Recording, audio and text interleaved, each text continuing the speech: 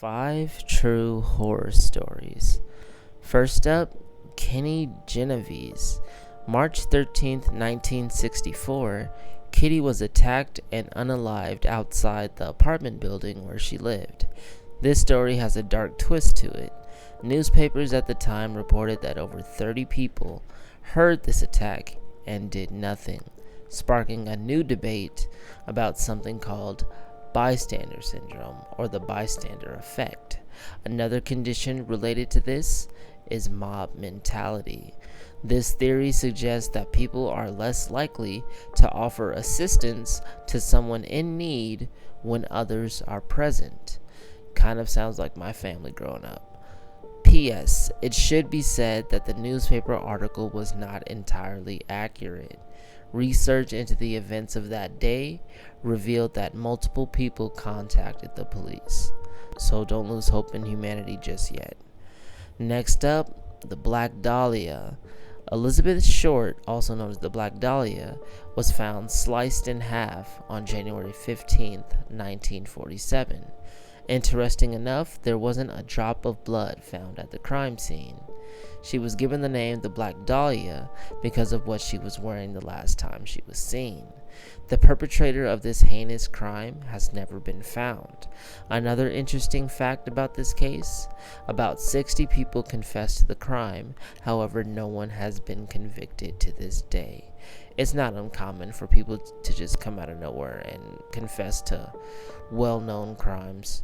It's like people are attracted to infamy or just being recognized for something, whether it's good or bad.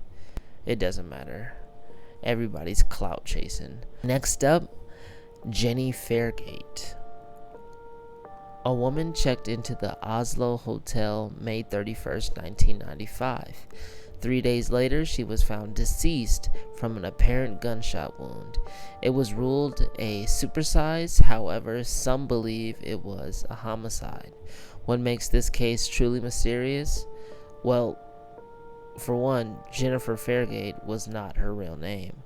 On top of that, she had no identification, no credit cards, ID, etc. Her clothes had all the tags removed, and strange enough, misspelled her own name twice. A witness described a man with her at the time she checked in, although this was never confirmed. One theory is that Jennifer Fairgate, or Fergate as she spelled it, was a spy. Spies lived very sad, lonely lives. They had no family or friends and were always using fake identities and were rarely properly identified. The mystery of who Jen Fairgate was, as well as how she died, has never been solved. Next up, Elisa Lam. Probably the most explored mystery in recent years, the unsolved death of Elisa Lam is still the subject of discussion today. I've been so entranced by this mystery, it's not even funny. Miss Lam was a Canadian tourist visiting the Cecil Hotel when she vanished. Lam was last seen January 31st, 2013, and her body was found in the hotel's water tank February 19th.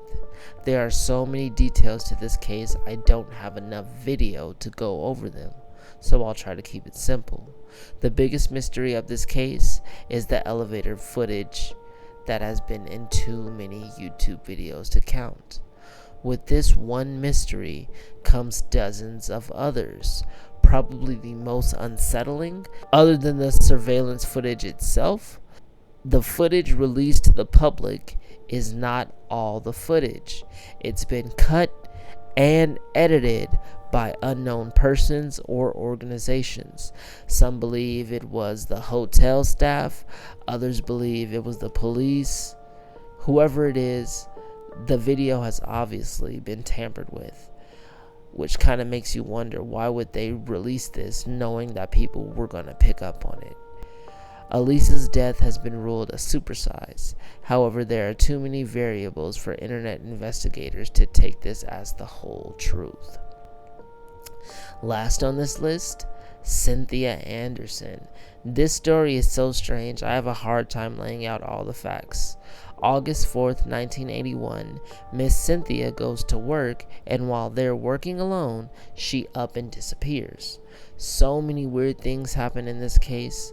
For example, a month after Cynthia's vanishing, police received a call from a woman claiming Cynthia was being held captive in the basement of a white house. Another crazy fact, the book Cynthia was reading at the time was left at her job and was open to the only violent part of the book, where a woman was being abducted. Insane stuff. One final upsetting fact about this case, Cynthia was observed behaving strangely in front of her father, clients, and her sister. Her sister would go on to say how distressed Cynthia was about some nightmares she had been having. The dreams depicted Cynthia succumbing to an unfortunate fate.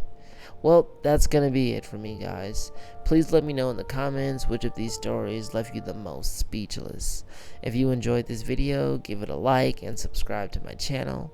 I post a new video every day, so there's always more horror to come.